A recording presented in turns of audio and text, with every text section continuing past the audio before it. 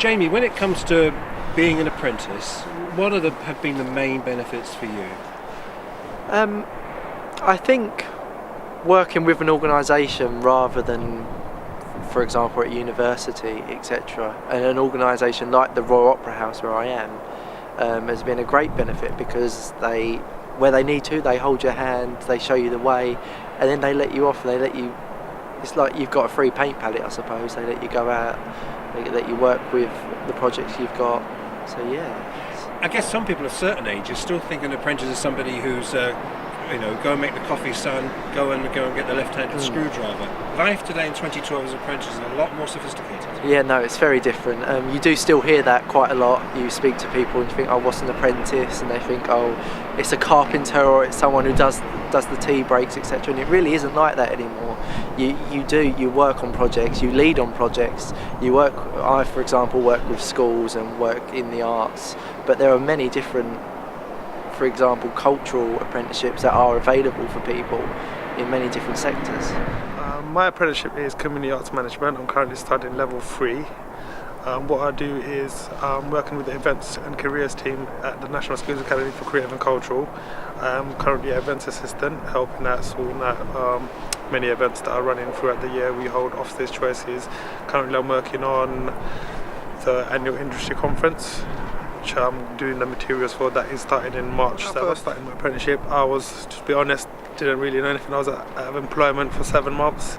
As I developed through my role, organisational skills became a big part of my life, because I was just thrown in the deep end. So I was just building up from there. And tell us, well, when I was at school, I was interested in history, and so I went on to university to study history. When you're in year 10 and year 11, how did you develop a notion that this is something you'd like to do? I've always had that thing in my mind where I didn't really want to go to university. I just wanted to work. So I thought, at least let me get my A-levels out the way, so I got some sort of stepping stone I can work from. Yeah. You use the word work, so you are working. I'm working now, yeah, and learning at the same time. So that's a benefit.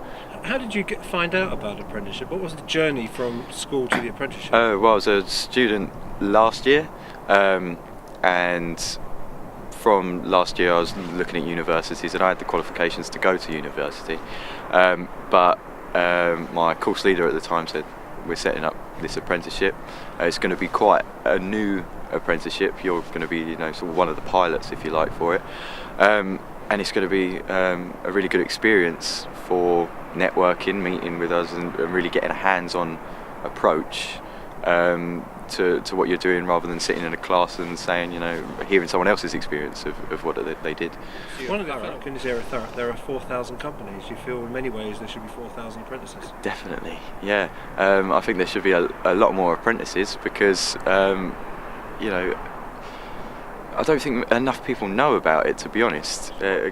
Louisa, for you, what have been the benefits of the apprenticeship here? Here at the Opera House, I learn really from the best people.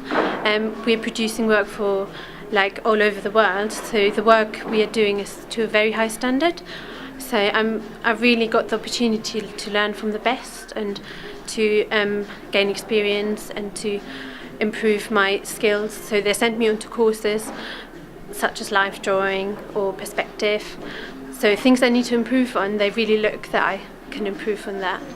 And the other apprentices that we interviewed also indicate they have a level of independence in what they do. Do you have a level of independence? Oh yeah, definitely. Currently we have a project where we've been introduced to what we are doing, and then I'm being left on my own to just manage it myself and kind of do my own little time schedules and set my own little goals, like time goals. Your appeal, is it to companies? Are you saying to companies as well, try it, give apprentices a chance? Yes, definitely. I mean, because I'm supporting the team, I'm working amongst them, but at the same time they train me up so I can be the next generation of painters. So that's always a company benefit, and you learn so much better on the job than when you're stuck in uni writing your essays. I guess in many ways that doing the apprentice is one thing, but it has to lead to something. So I guess what is the value of it if it doesn't lead to anything? Well, I think it will lead to something, not just within the Opera House. If I don't stay on, I don't stay on. I'd love to, but I see it as a 2-year job interview. I have this opportunity to work in a huge organisation, but also work with other organisations on projects and potentially have the opportunity to make these contacts, do this networking and get a potential job in the future.